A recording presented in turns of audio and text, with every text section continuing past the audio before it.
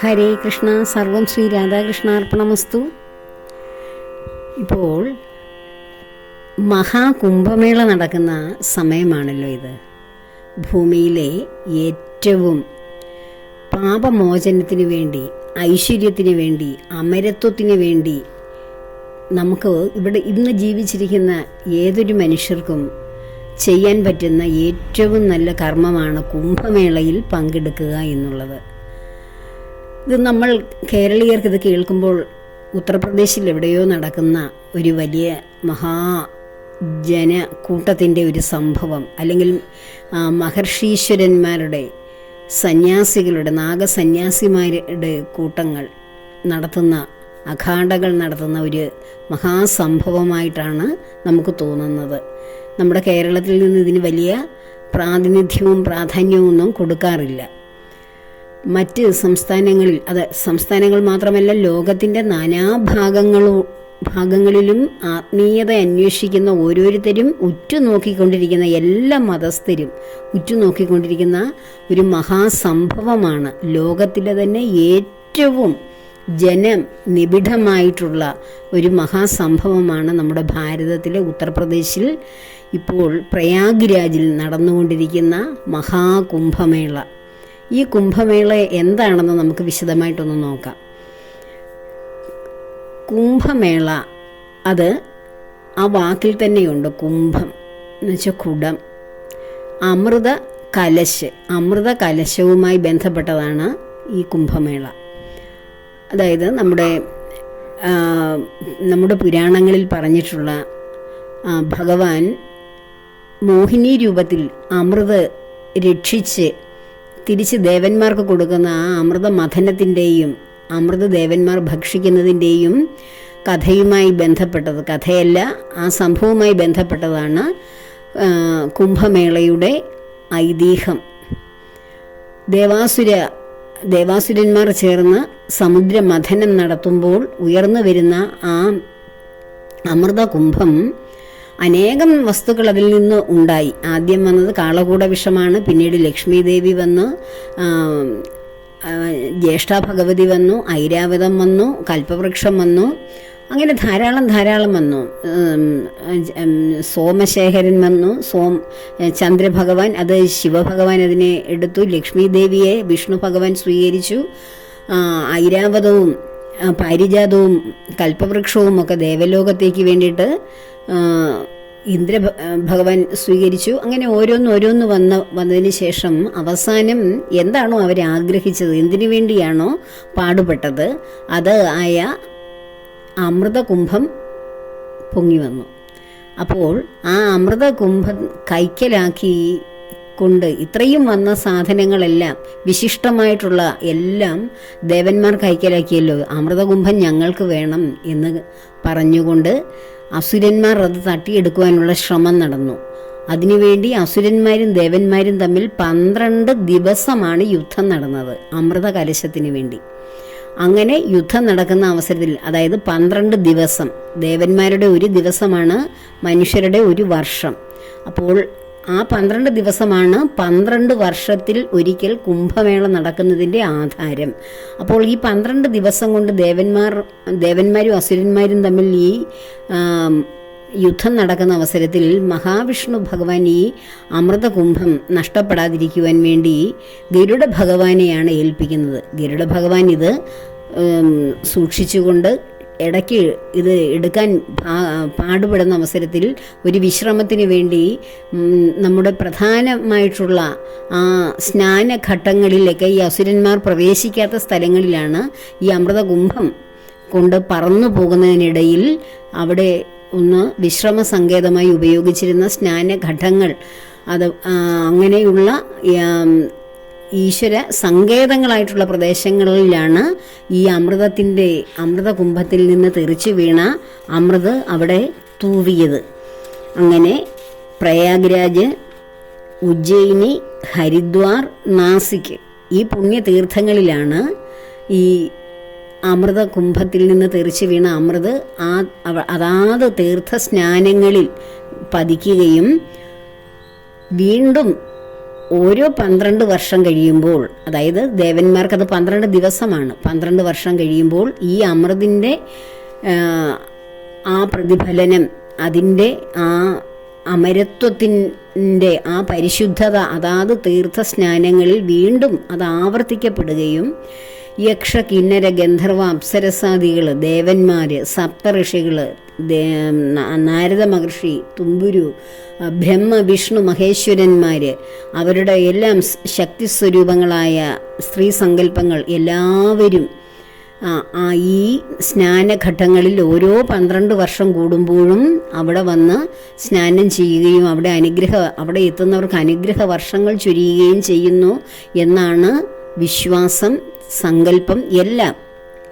അതിനുവേണ്ടിയാണ് ഓരോ 12 വർഷം കൂടുമ്പോഴും ഈ പറഞ്ഞ പ്രധാന സ്നാനഘട്ടങ്ങളിലെല്ലാം പ്രയാഗ്രാജ്, ഉജ്ജയിനി, ഹരിദ്വാർ, നാസിക് ഇവിടങ്ങളിൽ സ്നാനം ചെയ്യുവാൻ വേണ്ടി ജനലക്ഷങ്ങൾ, സനാതന ധർമ്മത്തിൽ വിശ്വസിക്കുന്ന കോടിക്കണക്കിന് ജനങ്ങൾ എത്തുന്നത്. ഈ തവണ 50 കോടി ജനങ്ങൾ ഈ 45 ദിവസം എത്തുമെന്നാണ് ഉത്തർപ്രദേശ് ഗവൺമെൻറ്റിൻ്റെ കണക്ക്. അതായത് നമ്മുടെ പൗർണമി ദിവസം, അതായത് ജാനുവരി 13-ാം തീയതി പൗർണമി ദിവസം മുതൽ ശിവരാത്രി ദിവസമായ ഫെബ്രുവരി 26-ാം തീയതി വരെയാണ് കുംഭമേള പ്രയാഗ്രാജിലാണ് ഈ തവണ ആഘോഷിക്കുന്നത്.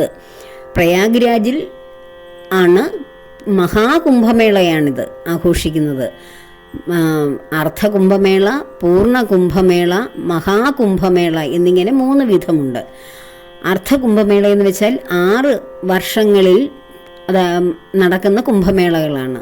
അത് പ്രയാഗ്രാജിലും ഹരിദ്വാറിലും 6 വർഷങ്ങൾ കൂടുമ്പോൾ അർദ്ധകുംഭമേള നടക്കാറുണ്ട്. ഉജ്ജയിനിലും നാസിക്കിലും ഒക്കെ പൂർണ്ണ കുംഭമേളയാണ് നടക്കുന്നത്. 12 വർഷം കൂടുമ്പോൾ നടക്കുന്നതിനെയാണ് പൂർണ്ണ കുംഭമേള എന്ന് പറയുന്നത്. 6 വർഷം കൂടുമ്പോൾ ഈ അഖാഡകളിൽ നിന്ന് വരുന്ന സന്യാസികൾ, നാഗസന്യാസിമാർ, ഇവരൊക്കെ അവരുടെ കാര്യങ്ങളൊക്കെ ചിട്ടപ്പെടുത്തുകയും ഇതെല്ലാം ചെയ്യുന്നത് ഈ സന്യാസിമാർ അപ്പോഴാണ് ഈ ഭൂമിയിലേക്ക് മറ്റു മനുഷ്യരെ കാണുന്നത് തന്നെ, അനുഗ്രഹം ചൊരിയാൻ തന്നെ വരുന്നത്. അവരുടെ കാര്യങ്ങളൊക്കെ നിർവഹിക്കുവാനും അതിൻ്റെ ക്രമങ്ങൾക്ക് വേണ്ടിയാണ് ഈ അർദ്ധകുംഭമേളകളൊക്കെ നടത്തുന്നത്. അപ്പോൾ ഇവിടെ ഇപ്പോൾ പ്രയാഗ്രാജിൽ നടന്നുകൊണ്ടിരിക്കുന്നത് പൂർണ്ണ കുംഭമേളയുമാണ്, മഹാകുംഭമേളയാണ്. പൂർണ്ണ കുംഭമേള 12 വർഷത്തിൽ ഒരിക്കൽ നടക്കുന്നത്, അർദ്ധകുംഭമേള 6 വർഷത്തിൽ ഒരിക്കൽ നടക്കുന്നത്. എന്നാൽ 12 പൂർണ്ണ കുംഭമേളകൾ വന്നതിന് ശേഷം വരുന്ന കുംഭമേളയാണ് മഹാകുംഭമേള എന്ന് പറയുന്നത്. അത് 12 കുംഭമേളകൾ നടക്കുമ്പോൾ 12 വർഷം, 12നെ 12 കൊണ്ട് ഇൻറ്റു ചെയ്യുമ്പോൾ 144 വർഷം വരുമ്പോഴാണ് ഒരു മഹാകുംഭമേള സംഭവിക്കുന്നത്. അതായത് 12 വർഷം കൂടുമ്പോൾ ഒരു കുംഭമേള, അങ്ങനെ 12 കുംഭമേളകൾ കഴിയുമ്പോൾ ഉണ്ടാകുന്നതിനെയാണ് മഹാകുംഭമേള എന്ന് പറയുന്നത്. അതാണ് ഇപ്പോൾ നടക്കുന്നത് മഹാകുംഭമേള. 144 വർഷങ്ങൾ കഴിഞ്ഞപ്പോൾ വന്ന കുംഭമേളയാണ്. ഒരു മനുഷ്യായുസ്സിൽ ഇനിയും അത് കാണാൻ കഴിയില്ല. ഈ നമ്മൾ ജീവിച്ചിരിക്കുന്ന കാലയളവിൽ ഇതിൽ പങ്കെടുക്കുകയും ഇതിനെക്കുറിച്ച് അറിയുകയും ഒക്കെ ചെയ്യുന്നത് പോലെ ഒരു പുണ്യം മനുഷ്യ ശരീരത്തിൽ ഇരിക്കുമ്പോൾ ഇനി ഉണ്ടാവുകയില്ല. ഇനി ഈ പൂർണ്ണ കുംഭമേള, മഹാകുംഭമേള, അതായത് ഇനിയും 12 കുംഭമേളകൾ കഴിയുമ്പോഴാണ് മഹാകുംഭമേള. ഇനിയും 144 വർഷങ്ങൾ കഴിയുമ്പോഴാണ് മഹാകുംഭമേള ഇനി അരങ്ങേറാൻ പോകുന്നത്. അത് 2157 2157. ഇപ്പോൾ 2025 ആയിട്ടേ ഉള്ളൂ. 2157 ഇനി ഇപ്പോൾ നടക്കുന്ന മഹാകുംഭമേള പോലെ ഒരു കുംഭമേള പ്രയാഗ്രാജിൽ ഉണ്ടാകാനിരിക്കുന്നത്. അപ്പോഴൊന്നും നാം ഉണ്ടാവുകയില്ലല്ലോ ഈ ശരീരത്തിൽ, ഈ രൂപത്തിൽ, ഈ നാമത്തിൽ, ഈ ബോധത്തിലൊന്നും. അപ്പോൾ ഇപ്പോൾ എത്ര പേർക്ക് പോകാൻ പറ്റുന്നു, അല്ലെ അവിടെ സന്ദർശിച്ച് ആ മഹാസ്നാനത്തിൽ ഏർപ്പെടാൻ കഴിയുന്നു, അതുതന്നെ നമ്മുടെ ജീവിതത്തിൻ്റെ ഏറ്റവും വലിയ പുണ്യമാണ്. ഇവിടെ ഈ കുംഭമേളയിൽ പങ്കെടുക്കുന്നതിൻ്റെ ഉദ്ദേശം എന്താണെന്ന് വെച്ചാൽ, ജീവിതത്തിൽ ഇതുവരെയും ചെയ്ത ജന്മാന്തരങ്ങളായി ചെയ്തത് കൂടാതെ ഈ ശരീരത്തിലിരുന്നു കൊണ്ട് നാം ചെയ്ത ധാരാളം പാപങ്ങൾ, തെറ്റുകൾ, അറിവില്ലായ്മകളൊക്കെ ഉണ്ടാകും. നമ്മൾ പിന്തിരിഞ്ഞു നോക്കുമ്പോൾ നമ്മുടെ അറിവില്ലാത്ത സമയം മുതൽ അറിവായി മുതിർന്നതിന് ശേഷവും നാം അരുതാത്തത് എന്തെല്ലാം കർമ്മങ്ങൾ ചെയ്തിട്ടുണ്ട്. ഈ പാപമൊക്കെ ഒന്ന് നമുക്കൊന്ന് കഴുകിക്കളയണമെന്ന് എപ്പോഴെങ്കിലും തോന്നിയിട്ടില്ലേ? ഈശ്വരനോട് കൂടുതൽ കൂടുതൽ അടുക്കുമ്പോഴാണ് നമ്മളിലുള്ള കറുത്ത ആ സ്പോട്ടുകളെ കുറിച്ച് നമ്മൾ പിന്തിരിഞ്ഞ് ചിന്തിക്കുന്നത്. അപ്പോൾ അതൊക്കെ ഒന്ന് കഴുകി വെടുപ്പാക്കി ജീവിതത്തെ ശുദ്ധീകരിച്ച് ഇനിയുള്ള കാലങ്ങൾ, ഇനി വരുന്ന ജന്മങ്ങൾ ഒരു ശുദ്ധ ആത്മാവായി, പരിശുദ്ധമായി, നിർമ്മലമായി ഈശ്വര സാക്ഷാത്കാരത്തിന് വേണ്ടി മാത്രം ഉതകുന്ന വിധത്തിലുള്ള ഒരു ആത്മാവായി നമുക്ക് മാറണ്ടേ?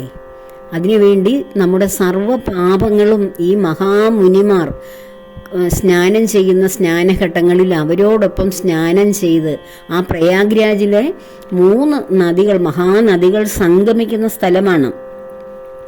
ഗംഗയും യമുനയും സരസ്വതി നദിയും. അത് സരസ്വതി നദി ഭൂമിക്കടിയിലൂടെയാണ്, എങ്കിലും അവിടെ സമ്മേളിക്കുകയാണ്. ത്രിവേണി സംഗമമാണ് പ്രയാഗ്രാജ്. അതാണ് രാജ്. പ്രയാഗ് എന്ന് വെച്ചാൽ 3 നദികളുടെ സംഗമമാണ്. അത് രാജ് എന്നാണ് അറിയപ്പെടുന്നത്. അതായത് പ്രയാഗുകളുടെ രാജാവാണ് പ്രയാഗ്രാജ്. അവിടെയാണ് ഈ തവണ കുംഭമേള നടക്കുന്നത്.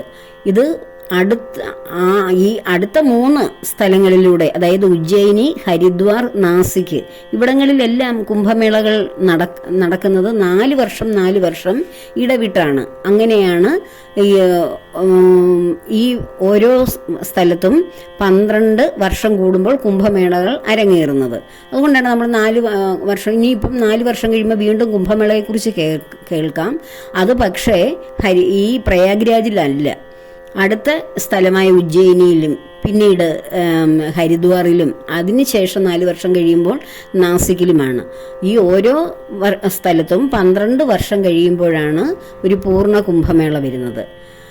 അപ്പോൾ ഈ ഓരോ പ്രശസ്തമായിട്ടുള്ള ഈ സ്നാനഘട്ടങ്ങളിൽ ഇറങ്ങി നമ്മൾ ഇതുവരെയും ഭൂമിയിലേക്ക് വന്നിട്ടില്ലാത്ത, മനുഷ്യരുമായി സമ്പർക്കമില്ലാത്ത ഒരു ആധാർ കാർഡോ ഒരു റേഷൻ കാർഡോ ഒരു ഐഡൻറ്റിറ്റി കാർഡോ ഒന്നുമില്ല, ഈശ്വരനെ സാക്ഷാത്കരിക്കുവാൻ വേണ്ടി ഏതെങ്കിലുമൊക്കെ വനങ്ങളിലും ഗുഹകളിലും പർവ്വത പ്രദേശങ്ങളിലും ഇരുന്ന് തപസ്സനുഷ്ഠിക്കുന്ന സന്യാസിമാർ, നാഗസന്യാസിമാരും മറ്റ് സന്യാസിമാരെല്ലാവരും, ഋഷീശ്വരന്മാരെല്ലാവരും വന്ന് ഈ ഗംഗയുടെ ഈ യമുനയുടെയൊക്കെ തീരത്തുള്ള സ്നാനഘട്ടങ്ങളിൽ അവർക്ക് താമസിക്കാനുള്ള ആ ആശ്രമ സങ്കേതങ്ങൾ ഒരുക്കി അവിടെയാണ് അവർ ഈ 45 ദിവസക്കാലം താമസിക്കുന്നത്. അങ്ങനെ താമസിച്ച് അവർ ഈ പ്രധാന ദിവസങ്ങളിൽ സ്നാനത്തിന് വേണ്ടിയുള്ള അതിന് ഷാഹി സ്നാനം അല്ലെങ്കിൽ രാജകീയ സ്നാനം എന്നാണ് പറയുന്നത്. ആ രാജകീയ സ്നാനങ്ങളുള്ള ദിവസങ്ങളിൽ ജനുവരി 13 തുടങ്ങുമെങ്കിലും ജനുവരി 14 ആദ്യത്തെ സ്നാനം കഴിഞ്ഞത്. അത് മകരസംക്രാന്തി ദിവസമായിരുന്നു. അതായത് പൗഷ പൂർണിമ ദിനത്തിൽ തുടങ്ങി മഹാശിവരാത്രി ദിനത്തിലാണ് ഈ മഹാസ്നാനം, രാജകീയ സ്നാനം അല്ലെങ്കിൽ അമര സ്നാനമാണ്. നമ്മൾ അതിൽ മുങ്ങിത്തന്നാൽ പിന്നെ നമുക്ക് ആ സന്യാസിമാർ അവരോടൊപ്പം നൂറ്റാണ്ടുകളായി തപസ്സനുഷ്ഠിക്കുന്ന ശ്രേഷ്ഠരായ സന്യാസി വർഗങ്ങൾ, അതുപോലെ തന്നെ ആത്മീയതയുടെ പൂർണ്ണമായ പടവുകളിൽ എത്തി നിൽക്കുന്ന ശ്രേഷ്ഠരായിട്ടുള്ള ആത്മാക്കൾ, അവരോടൊപ്പമാണ് നമുക്കും സ്നാനം ചെയ്ത് നമ്മുടെ ഈ ശരീരം മാറി ഒരു പുതിയ ശരീരവും പുതിയ മനസ്സുമായി മുങ്ങിക്കേറി നമ്മൾ പൂർവ്വ ആശ്രമത്തെ മറന്ന് പുതിയ ആശ്രമത്തിലേക്ക് പ്രവേശിക്കുകയാണ് നമ്മൾ ചെയ്യുന്നത്. അപ്പോൾ ആ മഹാശിവരാത്രി വരെയുള്ള പ്രധാനപ്പെട്ട സ്നാന ദിവസങ്ങളാണ്. ഒന്നാമത്തേത് ജാനുവരി 14 അത് മകരസംക്രാന്തി ദിവസത്തിലായിരുന്നു. ഇനിയും ജനുവരി 29 വരുന്നുണ്ട്, അത് മൗനി അമാവാസി. അത് വളരെ പ്രധാനപ്പെട്ട ഒരു സ്നാന ദിവസമാണ്, ജനുവരി 29. അതിനുശേഷം ഫെബ്രുവരി 3 വസന്ത പഞ്ചമി. ആ പഞ്ചമി ദിവസമാണ് വസന്തകാലത്തെ വസന്ത പഞ്ചമി ദിവസവും മഹാസ്നാനമുണ്ട്. അതുപോലെ ഫെബ്രുവരി 12 മാഘി പൂർണിമ, അവിടെ അന്നും സ്നാനമുണ്ട്. പിന്നെ അവസാന ദിവസം ഫെബ്രുവരി 26 മഹാശിവരാത്രി ദിനത്തിലും മഹാസ്നാനം അവിടെയുണ്ട്, രാജകീയ സ്നാനം. ഇത്രയും ദിവസങ്ങളാണ് സ്നാനത്തിന് വേണ്ടി അവിടെ മഹർഷീശ്വരന്മാരോടൊപ്പം നമുക്കും ആ സ്നാനഘട്ടങ്ങളിൽ പങ്കെടുത്ത് നമ്മുടെ ജീവിതത്തിന് പരിപൂർണമായ ഐശ്വര്യവും ശാന്തിയും ലഭിച്ച് നമ്മുടെ പാപങ്ങൾ കഴുകിക്കളയുവാൻ ഭൂമിയിൽ കിട്ടുന്ന ഒരു അവസരമാണ്. ഇപ്പം നമ്മൾ ഗംഗയിൽ പോയി മുങ്ങിക്കുളിച്ചാൽ നമ്മുടെ പാപങ്ങൾ തീരുമെന്ന് പറയും. പക്ഷേ അതിനേക്കാളൊക്കെ എത്രയോ ശ്രേഷ്ഠമാണ് കുംഭമേളയിൽ പങ്കെടുത്ത് ആ മഹാസ്നാനം, അവിടെ ആ മുങ്ങി യോഗീശ്വരന്മാരോടൊപ്പം മുങ്ങി സ്നാനം ചെയ്യുന്നതാണ് അതിലെ ഏറ്റവും പ്രധാനപ്പെട്ട ആചാരം. അല്ലാതെ മറ്റ് നമ്മൾ ക്ഷേത്രങ്ങളിൽ പോകുന്ന ആചാരങ്ങളൊന്നുമല്ല. അതുപോലെ അവിടെ മഹർഷിമാരുടെ സംഘങ്ങൾ ഇങ്ങനെ എത്താറുണ്ട്. അവർക്ക് വേണ്ടിയിട്ടുള്ള ദക്ഷിണയും എന്തെങ്കിലും നമ്മളെ കൊണ്ട് പറ്റുന്നത് അവർക്ക് വേണ്ടി ചെയ്യുക, അതിനുള്ള സംഭാവന കൊടുക്കുക. അത് നമ്മുടെ ഇച്ഛ പോലെ, അല്ലാതെ ഒരു വേറെ മറ്റ് ആചാരങ്ങളോ അനുഷ്ഠാനങ്ങളോ ക്രമങ്ങളോ ഒന്നുമില്ല. അപ്പോൾ ഇതൊക്കെയാണ് ഇനിയും കൂടുതൽ കാര്യങ്ങൾ പറയാനുണ്ട്. ആ തീർത്ഥാടകർക്ക് വിശുദ്ധിയും ഐശ്വര്യവും അമരത്വവും ഒക്കെ നൽകുന്ന ഈ കുംഭമേള സംഭവിക്കുന്നത്, അതായത് സൂര്യ ചന്ദ്ര വ്യാഴ ഗ്രഹങ്ങളെ അടിസ്ഥാനമാക്കിയാണ്. ഈ ഗരുഡൻ ഈ അമൃത കലശവുമായി പോകുമ്പോൾ ആ ഗരുഡനെ സംരക്ഷിക്കുവാൻ വേണ്ടി സൂര്യനെയും ചന്ദ്രനെയും വ്യാഴഗ്രഹത്തെയുമാണ് ഭഗവാൻ ഏൽപ്പിക്കുന്നത്. അപ്പോൾ അവരെ ആശ്രയിച്ചാണ് ഈ കുംഭമേള നടക്കുന്നത്. ജ്യോതിഷപ്രകാരവും കാലത്തിൻ്റെ മാറ്റം അനുസരിച്ചും ആണ്. വളരെ പുരാതന കാലത്ത് ഈ സോഷ്യൽ മീഡിയയോ കമ്മ്യൂണിക്കേഷൻ മാർഗങ്ങളോ യാത്രാ മാർഗങ്ങളോ ഒന്നുമില്ലാത്ത കാലത്തും ലോകത്തിൻ്റെ നാനാഭാഗത്തും ഉള്ള സന്യാസി വര്യന്മാരൊക്കെ അവിടേക്ക് നടന്ന് മാസങ്ങൾക്ക് മുമ്പേ കാൽനടയായി സഞ്ചരിച്ച് അവിടെ എത്തുമായിരുന്നു. ഈ കുംഭമേളയിൽ പങ്കെടുത്ത് അതാത് സ്നാനഘട്ടങ്ങളിൽ മുങ്ങി നിവരുവാൻ വേണ്ടി ഈ പ്രപഞ്ചത്തിലുള്ള എല്ലാ ദേവീ ദേവതകളുടെയും സംഗമസ്ഥാനമാണ് ആ സമയങ്ങളിൽ. കാരണം അവർക്കറിയാമായിരുന്നു ഏത് രാശിയിലേക്കാണ് സൂര്യചന്ദ്രന്മാർ കടന്നു വരുന്നതെന്നും ആ രാശിയിലേക്ക് വന്നു കഴിഞ്ഞാൽ അവിടെ കുംഭമേളയ്ക്ക് സ്നാനഘട്ടങ്ങളിൽ ആ അമൃതിൻ്റെ പരിവേഷം അവിടെ ഉണ്ടാവുകയും അമരത്വം ഉണ്ടാവുകയും ചെയ്യുന്ന സ്നാനഘട്ടങ്ങളിലേക്ക് എത്താൻ പഴയ ഋഷീശ്വരന്മാർക്ക് അറിയാമായിരുന്നു. ഇപ്പോഴാണ് നമ്മളിത് കൂടുതൽ വ്യാപകമായി ഇന്ന ദിവസങ്ങളാണെന്ന് കൃത്യമായിട്ട് അറിയുന്നത്. അത് ഈ സൂര്യചന്ദ്രന്മാരുടെയും വ്യാഴത്തിൻ്റെയും ആ സഞ്ചാരമനുസരിച്ചാണ്. വ്യാഴം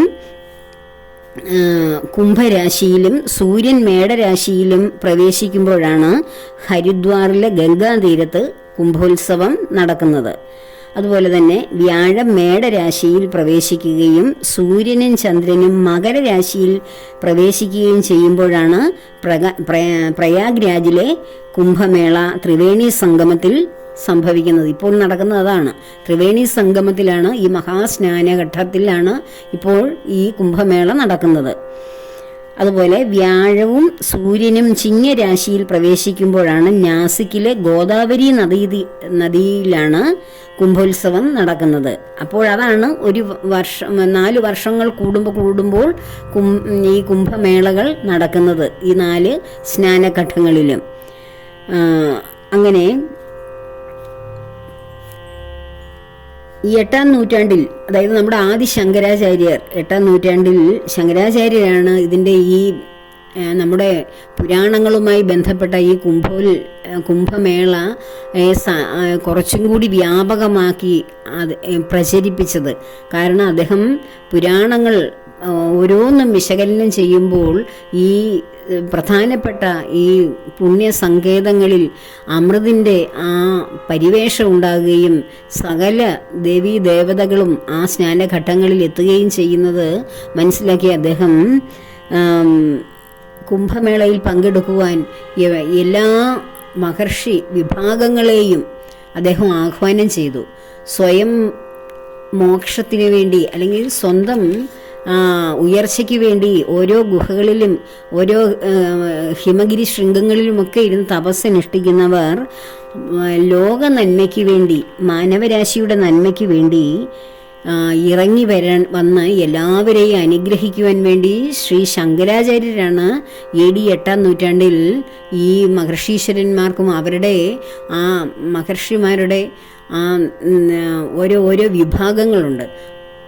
അവർക്കെല്ലാം നിർദ്ദേശം കൊടുത്തത്. അങ്ങനെയാണ് ഒരിക്കലും മനുഷ്യരെ പോലും കാണുവാനോ അല്ലെ ഏതെങ്കിലും ഒരു മനുഷ്യരുടെ ഇടയിൽ ഒരു കർമ്മം ചെയ്യുവാനോ ഒന്നും ആഗ്രഹിക്കാതെ പരമമായ മോക്ഷം ഇച്ഛിച്ച് സ്വന്തം നിർവ്വാണത്തിന് വേണ്ടി ആഗ്രഹിച്ച് നിർവികൽപ്പ സമാധിയിൽ കുടികൊള്ളുന്ന ലക്ഷക്കണക്കിന് കോടിക്കണക്കിന് മഹർഷീശ്വരന്മാരെ കാണണമെങ്കിൽ ഈ കുംഭമേളയിൽ വരണം. നമ്മൾ പഠിച്ചിട്ടുള്ള അല്ലെങ്കിൽ നമുക്ക് അറിയാവുന്ന മഹർഷീശ്വരന്മാരെന്ന് പറയുന്നത് നമ്മുടെ കാലഘട്ടത്തിൽ രമണ മഹർഷിയും ശ്രീ നാരായണ ഗുരുവൊക്കെ ആയിരുന്നു ഈ 19-20 നൂറ്റാണ്ടുകളിലൊക്കെ ഉണ്ടായിരുന്നത്. സ്വാമി വിവേകാനന്ദനും അദ്ദേഹത്തിൻ്റെ ഗുരുവായ പരമഹംസരും അങ്ങനെ ചട്ടമ്പി സ്വാമികളും അങ്ങനെ കുറച്ച് ആചാര്യന്മാർ. എന്നാൽ അവർ പ്രശസ്തി കൊണ്ടാണ് നമ്മൾ അവരെ അറിയപ്പെട്ടത്. മനുഷ്യർക്ക് വേണ്ടിയിട്ട് അവർ കർമ്മങ്ങൾ ചെയ്തപ്പോൾ അവർ സാമൂഹിക ശ്രേണിയിൽ അറിയപ്പെടുന്നു. എന്നാൽ ഇതൊന്നും ഒന്നിനും വേണ്ടിയല്ലാതെ ആരും അറിയപ്പെടാതെ അനേകായിരം മഹർഷീശ്വരന്മാർ എത്രയോ യുഗങ്ങൾ കൊണ്ട് തപസ്സനുഷ്ഠിക്കുന്നവരെ നമുക്ക് ഇവിടെ കാണാം. വിവസ്ത്രരായിട്ട്, അവർക്ക് ശരീരബോധമൊന്നുമില്ല. കുംഭോത്സവത്തിൽ നമുക്ക് ന്യൂസിലൊക്കെ കാണാതെ കുംഭോത്സവത്തിൽ പങ്കെടുക്കുന്നവർ വിവസ്ത്രരായി വരുന്ന അനേകം മഹർഷിമാരുണ്ട്. അവർ ശരീരബോധമൊക്കെ എന്ന് ഉപേക്ഷിച്ചവരാണ്.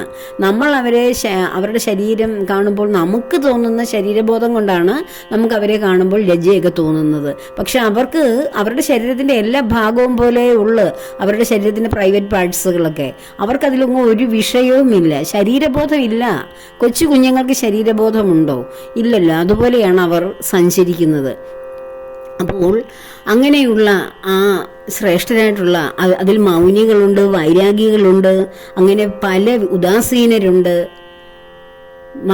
മൗനവ്രതത്തിൽ ഏർപ്പെടുന്നവരും ഉദാസീനരായി ജീവിതം നയിക്കുന്നവരും വൈരാഗ്യം ബാധിച്ചവരുമായിട്ടുള്ള ഒരു ലക്ഷക്കണക്കിന് സന്യാസി വര്യന്മാരുടെ അനുഗ്രഹങ്ങൾ ആ കുംഭമേളയിൽ ചെല്ലുമ്പോൾ നമുക്ക് ലഭിക്കും.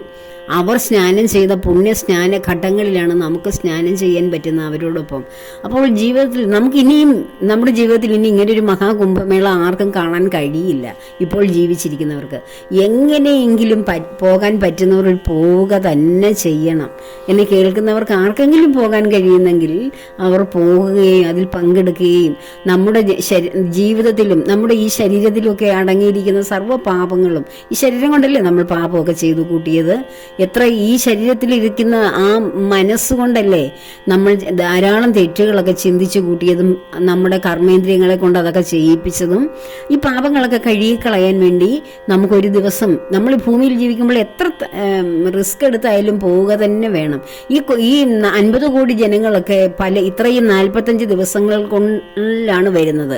ഓരോ പ്രധാന സ്നാന ദിവസവും ആ രാജകീയ സ്നാനത്തിനും 5 കോടിയും 10 കോടിയൊക്കെ ജനങ്ങൾ വരുമ്പോൾ ആ ക്രൗഡിനെ നന്നായിട്ട് മാനേജ് ചെയ്യുകയാണ്. ഈ തവണത്തെ കുംഭമേളയെക്കുറിച്ച് നിരന്തരം നിങ്ങൾ സോഷ്യൽ മീഡിയയിൽ വരുന്ന ശ്രദ്ധിച്ചാൽ മനസ്സിലാകും. ആർട്ടിഫിഷ്യൽ ഇൻ്റലിജൻസ് ഒക്കെ ഉപയോഗിച്ചാണ് ക്രൗഡ് മാനേജ് ചെയ്യുന്നത്. ഇത്രയും ശ്രേഷ്ഠമായ നമ്മുടെ ജീവിത ചരിത്രത്തിൽ ഇനി ഒരു കുംഭമേള ഉണ്ടാവുകയില്ല. മഹാകുംഭമേള എന്ന് പറയുന്നത് അക്ഷരാർത്ഥത്തിൽ ഇപ്പോൾ നടക്കുന്ന കുംഭമേള തന്നെയാണ്. ഇതുവരെ കഴിഞ്ഞതോ ഇനി വരാനിരിക്കുന്നതോ അല്ല. അത്രയ്ക്കും ക്രൗഡുകളെയൊക്കെ മാനേജ് ചെയ്യുന്ന ഓരോ ജനങ്ങളെയും നന്നായി മാനേജ് ചെയ്ത് അവർക്ക് വേണ്ടുന്ന ഭക്ഷണം, അവർക്ക് താമസിക്കുവാനുള്ള സ്ഥലം, വിസർജനത്തിനുള്ള അങ്ങനെയുള്ള സൗകര്യങ്ങൾ എല്ലാം വളരെ പെർഫെക്റ്റായിട്ട് ചെയ്തിട്ട് ഒരു മനുഷ്യർക്ക് പോലും ഒരു ബുദ്ധിമുട്ടുമില്ലാതെ ആ തണുപ്പ് ആ കാലാവസ്ഥയിൽ അവിടെ ഉപയോഗിക്കാനുള്ള കമ്പിളി വസ്ത്രങ്ങളൊക്കെ നമുക്ക് ഫ്രീ ആയിട്ട് തരികയാണ് ഉത്തർപ്രദേശ് ഗവൺമെൻറ്. വളരെ കൃത്യമായ രീതിയിലാണ് എല്ലാം ചെയ്യുന്നത്. ആരും ഇത്രയും വലിയ ജനക്കൂട്ടത്തിനിടയിൽ ചെന്നിട്ട് ഞങ്ങൾക്ക് വല്ലതും സംഭവിച്ചാലോ എന്നൊന്നും ഭയപ്പെടേണ്ട കാര്യം പോലുമില്ല. അത്രയ്ക്കും ആർക്കും ഒരു പ്രശ്നം ഉണ്ടാകാത്ത വിധത്തിലാണ് അവിടെ കുംഭമേള അരങ്ങേറുന്നത്. അപ്പോൾ ഇത്രയും നമ്മൾക്ക് ചെന്നെത്താൻ പറ്റുന്ന ഒരു സ്ഥലമല്ലേ കുംഭമേള നടക്കുന്ന സ്ഥലം. ഇത് കേരളത്തിലുള്ളവർക്ക് ഇതിനെക്കുറിച്ച് ഒരു പിടിയില്ല. എവിടെയോ കുറച്ച് സന്യാസിമാർ വന്ന് ജലത്തിൽ സ്നാനം ചെയ്തിട്ട് പോകുന്നു. അവിടെ ചെന്ന് മുങ്ങിയാലേ നമുക്ക് പാപം തീരത്തുള്ളോ എന്ന് ചോദിക്കും അജ്ഞരായിട്ടുള്ളവർ. ആ തിരക്കിനകത്ത് പോയാലേ പാപം തീരത്തുള്ളൂ എന്ന്. എന്തുകൊണ്ടാണ് ഈ ലോകത്തിൻ്റെ നാനാഭാഗത്തുള്ളവരും ഈ എത്രയും അന്യമതസ്ഥർ പോലും കുംഭമേളയിൽ പങ്കെടുക്കുവാൻ വേണ്ടി സനാതന ധർമ്മം സ്വീകരിക്കും, അവരുടെ ധർമ്മം വിട്ടിട്ട്. ലോകം മുഴുവൻ, പ്രത്യേകിച്ച് ഇസ്ലാമിക രാഷ്ട്രങ്ങളൊക്കെ ഏറ്റവും കൂടുതൽ സെർച്ച് ചെയ്തുകൊണ്ടിരിക്കുന്നത് അവരാണെന്ന് കുംഭമേളയെക്കുറിച്ചുള്ളത് ഗൂഗിളിലൊക്കെ. അപ്പോൾ എല്ലാവരും ഇതിനെ ഉറ്റുനോക്കിക്കൊണ്ടിരിക്കുകയാണ്. ഈ ലോകത്തിലെ ഏറ്റവും മഹാസംഭവമാണ്. യുനെസ്കോയുടെ കണക്കനുസരിച്ച് ഈ ലോകത്തിൽ ഏറ്റവും കൂടുതൽ ജനസംഖ്യ വന്ന് നിരക്കുന്ന ഒരെണ്ണമാണ്. 220 ലോകരാജ്യങ്ങളിലെ ഇന്ത്യയും ചൈനയൊക്കെ ഒഴിച്ചിട്ട് മറ്റ് ചെറിയ ചെറിയ രാജ്യങ്ങളിലെ ജനങ്ങളിലെല്ലാം കൂടെ കൂടിയാൽ വരുന്ന അത്രയും ജനസംഖ്യയാണ് കുംഭമേളയിൽ നമ്മുടെ ഭാരതത്തിൽ വന്നെത്തുന്ന ജനങ്ങൾ. എന്തിനാണ് ഇത്രയും ജനങ്ങൾ എത്തുന്നത്? അതിൽ സയൻറ്റിസ്റ്റുകളുണ്ട്, എല്ലാ വിഭാഗത്തിലുള്ളവരും ഉണ്ട്. ഈയിടെ ഒരു സന്യാസം സ്വീകരിച്ചു പോയ ഒരു എയറോനോട്ടിക് എഞ്ചിനീയറിനെ കുറിച്ച് ഞാൻ വായിച്ചു, അവിടെ കുംഭമേളയിൽ പങ്കെടുക്കാൻ വന്ന. അങ്ങനെ ആരും ഇങ്ങനെ ജീവിതം വെറുത്തവരോ അല്ല മണ്ടരോ ഒന്നുമല്ല അവിടെ പോകുന്നത്. വേറെ ജോലിയൊന്നും ഇല്ലാത്തത് കൊണ്ട് പോവല്ല. എല്ലാവർക്കും അവനവൻ്റെ ജീവിതത്തിൽ അവനവൻ ചെയ്ത ഒരു എത്രയോ ജന്മം കൊണ്ട് നമ്മൾ അജ്ഞതയിൽ ജീവിച്ചിട്ട് എന്തെല്ലാം പാപങ്ങൾ ചെയ്തിട്ടുണ്ടാവും. ആ പാപം കഴുകിക്കളയാൻ കിട്ടുന്ന ഒരു സുവർണ അവസരമാണ്. മറ്റ് മതത്തിലെ മതഗ്രന്ഥങ്ങളിലൊക്കെ പറയും, ഇവിടുന്ന് പോയതിന് ശേഷം സ്വർഗത്തിലാണ് ധാരാളം ഹൂറിമാരെയും ഏഞ്ചൽസുകളെയൊക്കെ നമുക്ക് കിട്ടി, നമ്മൾ അവിടെയാണ് വിരാജിക്കുന്നതെന്ന്. പക്ഷെ നമ്മുടെ സനാതന ധർമ്മം അങ്ങനെയല്ലല്ലോ നമുക്ക് കാണിച്ചു തരുന്നത്. ഭൂമിയിലാണ് സ്വർഗവും നരകവും എല്ലാം സൃഷ്ടിച്ചിരിക്കുന്നത് നമ്മുടെ കർമ്മങ്ങളുടെ ഫലമായിട്ട്.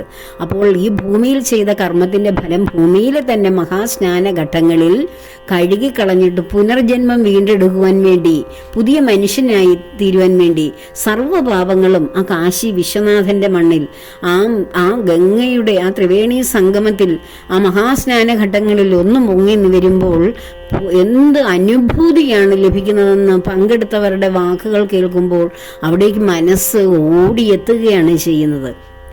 അപ്പോൾ ഇങ്ങനെ നമ്മുടെ കാലഘട്ടത്തിൽ ഇത് നടക്കുമ്പോൾ തന്നെ എന്ത് വില കൊടുത്തും പോകാൻ കഴിയുന്നവർ പോവുക തന്നെ വേണം.